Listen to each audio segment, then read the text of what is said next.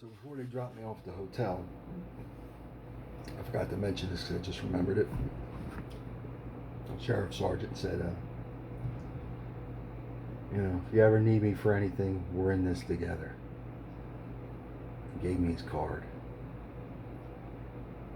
And the way he said it scared the shit out of me. Frankly. He gave me a law enforcement courtesy, I guess.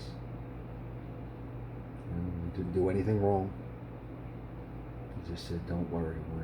He didn't say don't worry. He said, just remember, we're all in this together.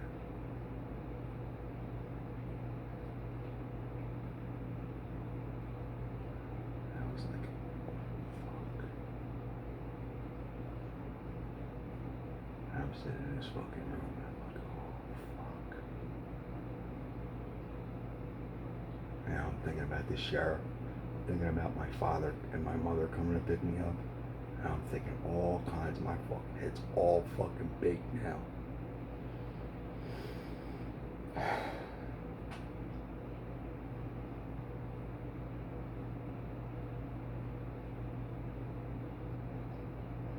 get in a car with my father and mother. We go to Burger King. And I'm scared shitless the whole fucking time. I'm talking to my parents. I don't even know what I'm talking about.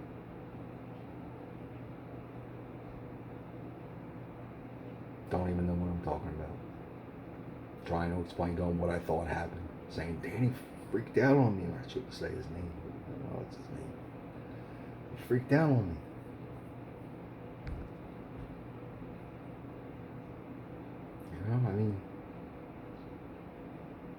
Well, maybe he did this. Maybe he scared him. No, I was going to give him money. Yeah.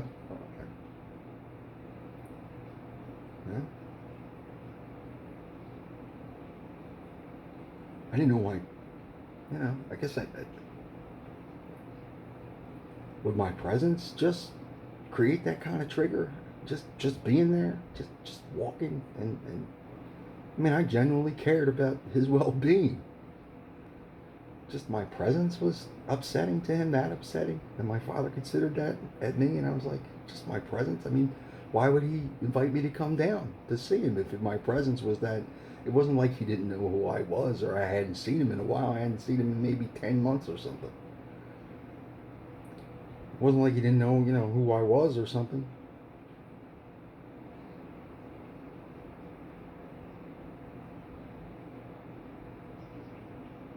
I said, well, just shut up for the rest of the trip. So we were quiet for most of the trip.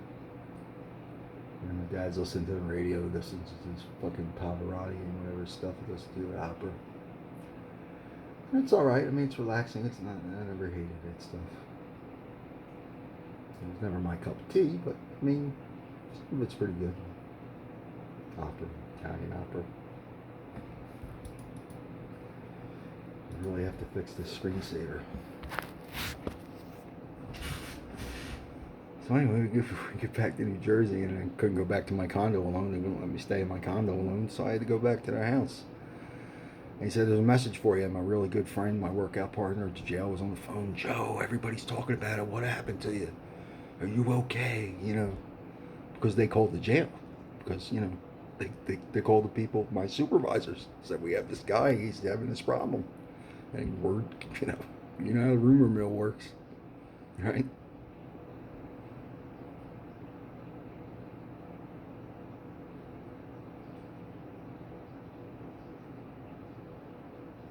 Jesus Christ, I can't believe this.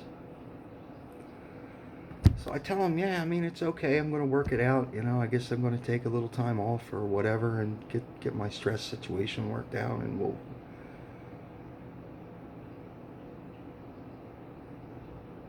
And my parents said, go up to your old bedroom and go to sleep, turn on television, and go to sleep, try to relax.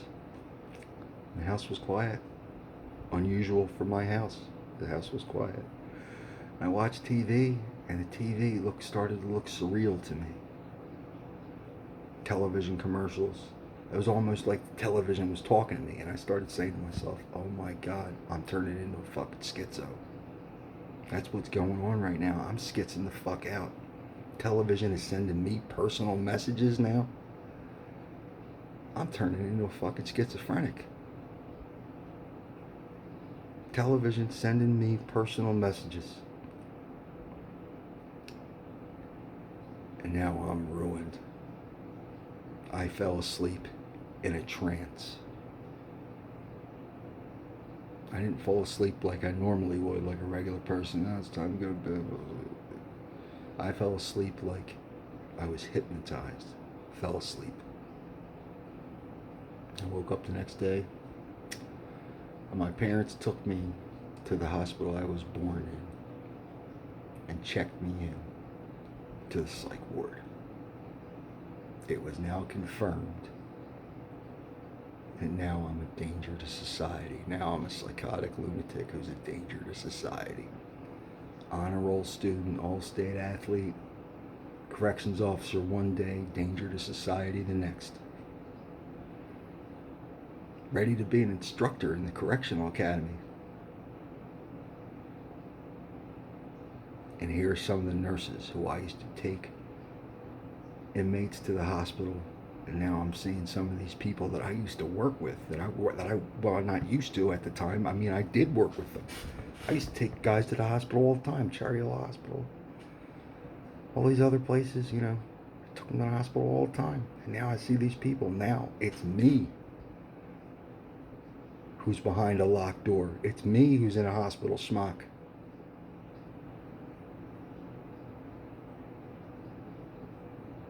And now I got tears streaming down my face because I don't understand what the fuck's happening. Here I am in a mental hospital, in the fucking hospital I was born in. And my mom's drunk on the phone yelling at me. And I got tears streaming down my fucking face.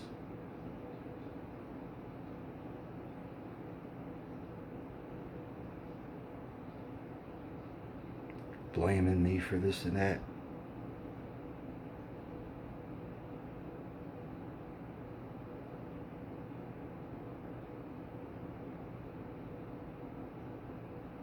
And I'm mortified. Not only am I insane, I'm mortified now. Because now I'm working with these same, one girl's a really attractive girl. I wouldn't mind dating her. I wouldn't mind dating her. She was really attractive. She must be looking at me like, this guy's a fucking asshole. Look at this fucking guy. This big, strong, handsome guy is fucking bawling like a baby in there.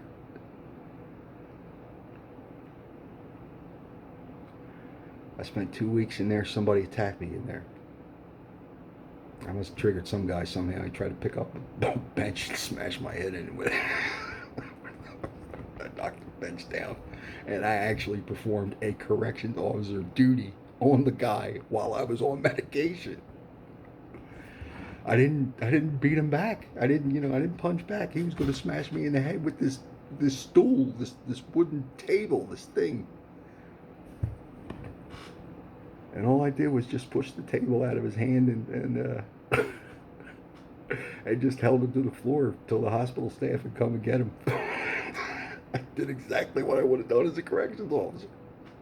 It was fucking crazy. It was fucking crazy. I did exactly as I would have done as a corrections officer. Just restrain him until backup came. Right? Unbelievable. Unfucking-believable this story is. And that was right the day I was going to be released. And for some reason I had my own car there. Was that the first or the second time I was in? I was in several times. I kept going back because my parents were fucking nuts and they were my only lifeline. I couldn't depend on any of my friends that I worked with anymore. I was officially on leave of absence now. I was on my own now. My parents were my only lifeline. And I kept checking myself in because I couldn't fucking handle being outside anymore. That's how scared I was. One time my father got so violent with me, he's like, "What's your problem? What's the matter with you?" You know, like he would when I was a kid. He picked up a fireplace poker and he almost broke my arm. He beat me over the arm with it. And let me tell you something, that hurt. That fucking hurt. They were my only lifeline. I didn't have no choice but to depend on them. I couldn't lash back at them.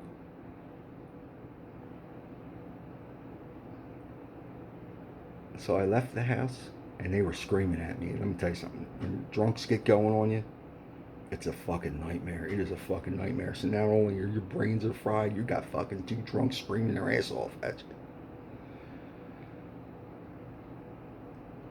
I walked 12 miles back to Cherry Hill Hospital from where I live. 12 miles.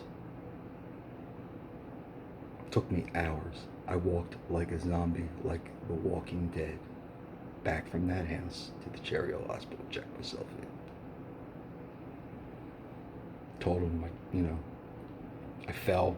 I didn't tell him my dad did it. And my arm was hurt. And I'm not feeling safe, because that's the words they tell you to say. You're not feeling safe. And he checked me back in.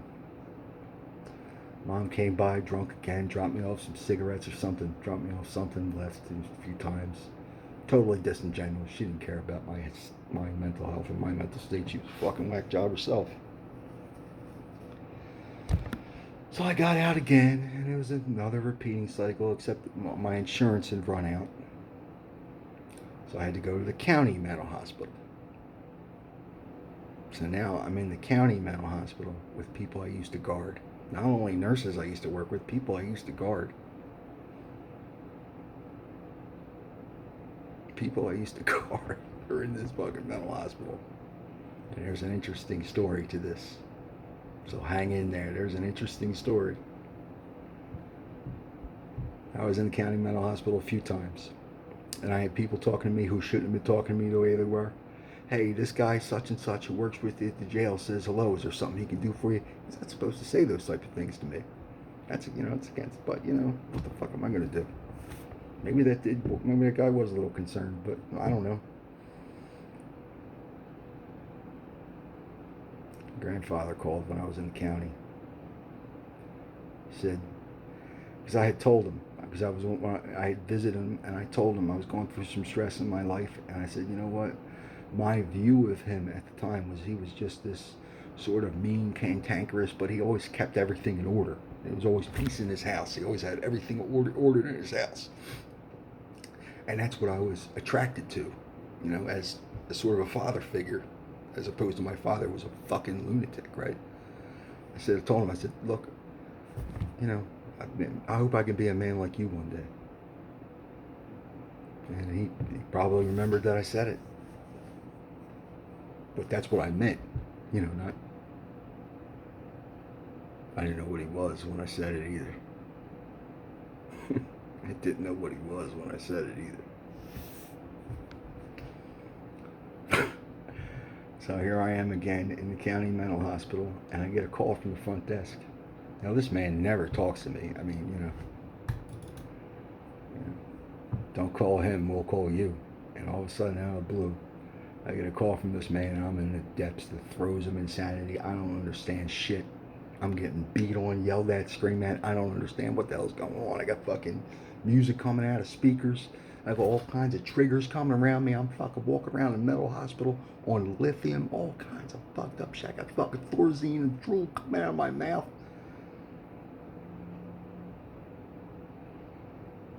I can't even sit still. I have to keep pacing the floors because my brain cannot process what the fuck is going on. I get called to the front desk of the mental hospital, county hospital, and they say, hey, your grandfather's on. We want you to call you. We want you to call him collect, because that's the only way you can do it. In the mental hospital, you have no money to put the phone. So yeah, here's the number. Call your grandfather. And I knew his number by heart because they had the same number for 60 years. Same phone number, 60 years. I don't even think they needed to give me the number. I just knew the number. I called him and he accepted. And he said, remember when you told me you wanted to be a man like me? And I was like, I was meekish, very scared. And I said, yeah, Grandpa. And he said, you're not doing too great, are you? And he hung up the phone.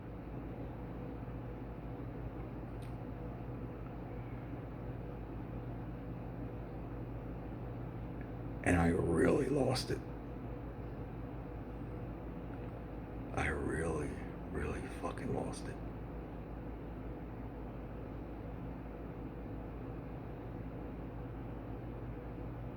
I mean, I was not a perfect kid, but damn it, I was an honor roll student. I was an all-state football player. I mean, it wasn't like I was a drug runner. It wasn't like I was doing bad things in the community. He was mad at me because I was bad-mouthing his family. Because he couldn't handle his own son, the drunken fucking lunatic. The one that I had to suffer with my entire life. He never did anything about it. And he was supposed to be this strong authoritarian guy who handled everybody in every situation. And he couldn't even handle his own son. His own son used to beat the piss out of me for no reason. When I was a young boy, he was a child abuser. Oh, it turned out that he was mad at me because I was bad-mouthing him. Okay. But I didn't realize that at the time. My head was all fucking ruined. I didn't realize that at the time.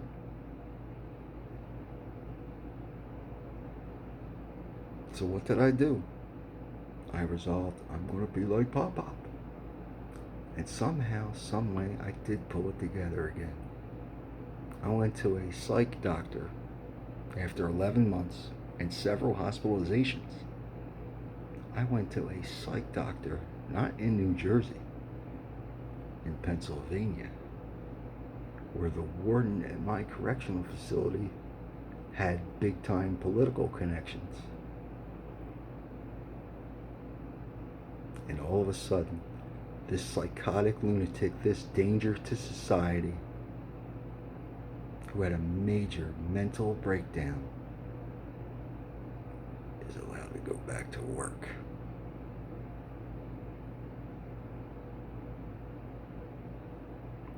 I'm sitting here thinking, there's no way they're going to let me back in this job again. I don't know how I'm going to support myself. I got 2 lunatic friggin' parents.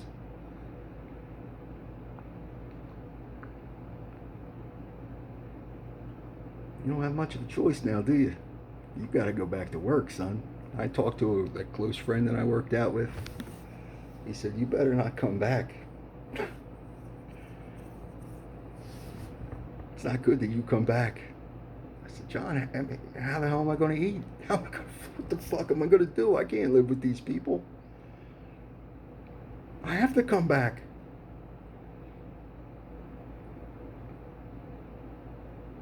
So I pulled it together. And I came back hard, like I always do. Like I always do.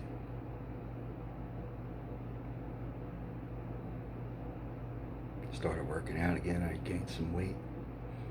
Thinned out again a little bit. Girl's still hounding me. Girl that I left, that I was in love with, that I had left, she's still hounding me. She knows I've been through all this stuff. She didn't care.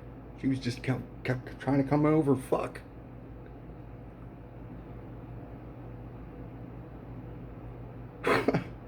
She still kept coming over and trying to fuck. And of course I was vulnerable. And a few times I made a mistake with her and took her back in for a fuck. And I'm gonna tell you something, I never felt like a bigger piece of shit doing it. But I finally got rid of her. I almost had to physically threaten her. You know, she would call, we would play phone tag once every month, 2 months. I guess when she was getting hankering for another fuck. Right. I felt like a piece of shit. I said, she said, well, I owed you a phone call. I said, well, I owed you 50 phone calls. I said it like that. I never heard from her again because I had to physically threaten her just to get her to stop fucking with me. And this was like 1, 2, 3 years into my triumphant return as a corrections officer, which they kicked me off the special operations group. I asked them, I said, do you want me to be a part of this group anymore? And they wouldn't answer me. I said, I still have all my gear. Do you want me to show up for special operations? No answer. So I showed up. And they branded me right there. Took all my shit away from me, said you're not on the team anymore. I said I called you twice the night before to ask if I was still on the team and nobody got back to me. I still had all my gear. I just assumed I was. They set me up to embarrass me in front of everybody, take my shit away from me. Okay, another humiliation. Yet another humiliation. I gotta eat. I gotta survive. I gotta keep going. Try to get a date here and there. Every once in a while, maybe I took a trip and got a little something.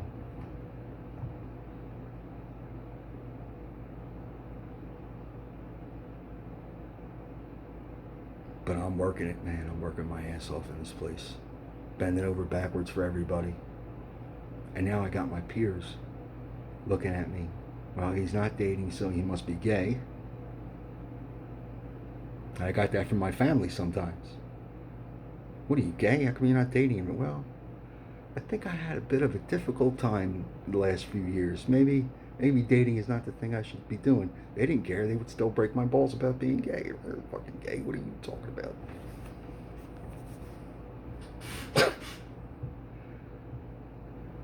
People at work, what are you, gay? You know, word would get back to me, this girl thinks you're hot. And I actually had one guy said, yeah, she thinks you're hot, but it's too bad you're crazy. And then he went like that. Like he made a mistake by saying I was crazy. I mean, it wasn't like it was a secret. Everybody fucking knew. Here I am in a terrible work environment with everybody knowing I'm batshit crazy. Now here comes the interesting story. Because I'm a fighter. And I'm absolutely brilliant too. In the midst of all this tragedy, and it is a tragedy beyond recognition, not only did I come back, I earned a college degree after I went back to work, working 35-hour days, and got my college degree. Finished it up in political science. Made the president's list my last semester. Can you believe that? I went from drool hanging out of my mouth in a mental hospital, crazy to insanity, unbelievable. Made the president's list my last semester. That was a proud moment for me. I made a big comeback. I was proud. So, but anyway, here's the big story.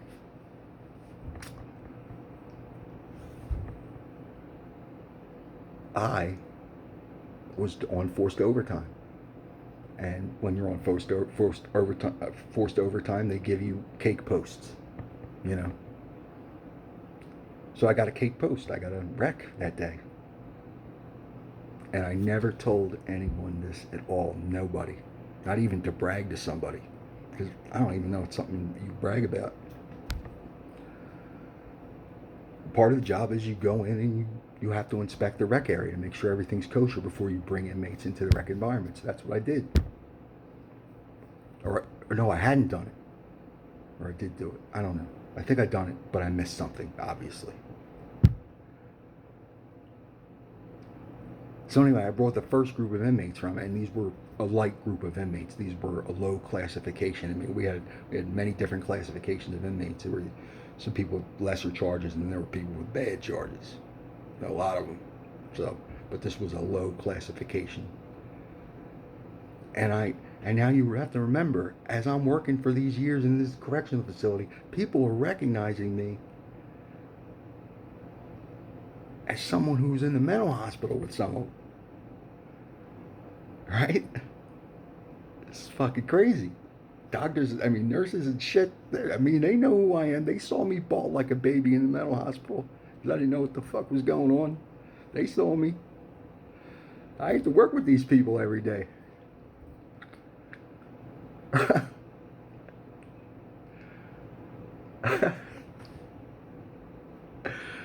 So anyway, this guy who I worked with in the mental hospital, I never even told the warden this part of the story.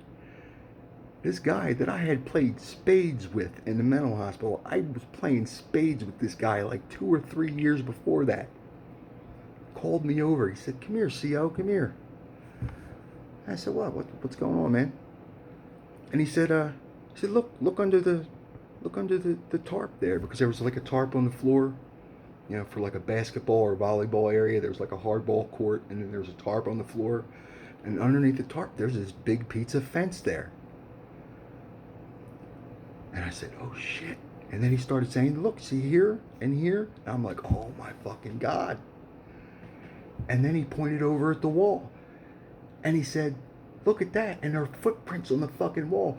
They were breaking out the top of the fence to escape. They had it all planned. They were this close to getting out. And the housing area who they think was responsible for it, I mean, we're talking like 20 or 30 guys on the fucking roof of this jail. And I'm like, oh, okay. I'm like, chill out, just relax. And I told the inmates, I said, like I said, it was low classification, so it wasn't like I was going to have much of a problem with them. I actually just kind of let them play. I told the one guy, I said, come with me out in the hallway. I wanted to isolate him. And I called the shift commander, lieutenant.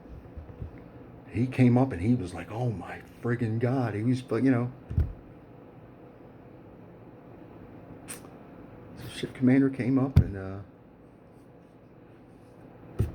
we started calling everybody, locked down all housing areas, and warden came in. I mean, everybody was going crazy. People running by me. You're a legend, Cimino. You're a friggin' legend now. Do you know that? And this was escape number 2 I prevented. Number 2, I had another earlier escape that I prevented that I got yelled at for. Went to the shift commander, said, look, this guy's a high escape risk. You can't send me to the hospital alone for this. He said, you can't tell me my job. And I was like, what the fuck? Because it was a crazy night. And he didn't want to hear that he was going to have to send somebody else with me to the hospital. He didn't want to hear it. That's what it was. So he decided to yell at me over it. And I didn't give a fuck. I was just doing my job. I was doing exactly what I was told to do. You got to take over for a cop at a hospital. You got to get the rap sheet on this guy and see what his charges were. And he has a prior escape in his charges, and that's called a high escape risk. So I went to the shift commander and told him. He yelled at me, and then he ended up sending somebody with me. And then we were relieved by one corrections officer, and the guy escaped on him. I went to work the next day, and I didn't know about it. The guy went to work the next day, and I had the supervisor say, you were right, he escaped. He escaped on the next guy.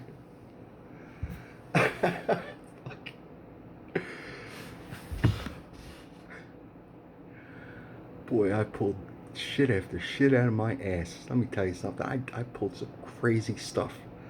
Crazy stuff has happened to me, and I always find a way to make it right, even in the worst of situations. Like I said, with that inmate I was playing spades with, helped me prevent this escape. I was supposed to get accommodation for that, which I never got because I was honest about the situation. Most corrections officers will lie about it. Said, yeah, it was all me. And I walked around and told everybody. I was dead honest about it. I said, the inmate helped me. It wasn't on me. The inmate helped me out. And words, you were going to get an accommodation. I'm so proud of you. You came back from this and that. Everybody walking around saying, Joe, you're a legend. And I would, I said, look, well, the inmate helped me. I was trying to be humble about it. I wasn't being braggadocious about it. And people were just going crazy all around me. And I thought, I'm back now. I earned my way back into this. And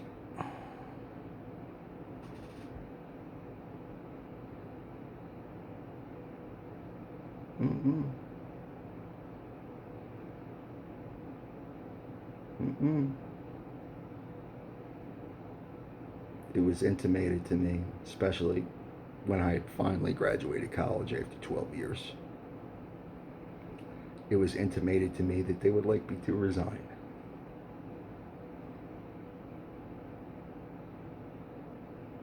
They didn't want me around there anymore.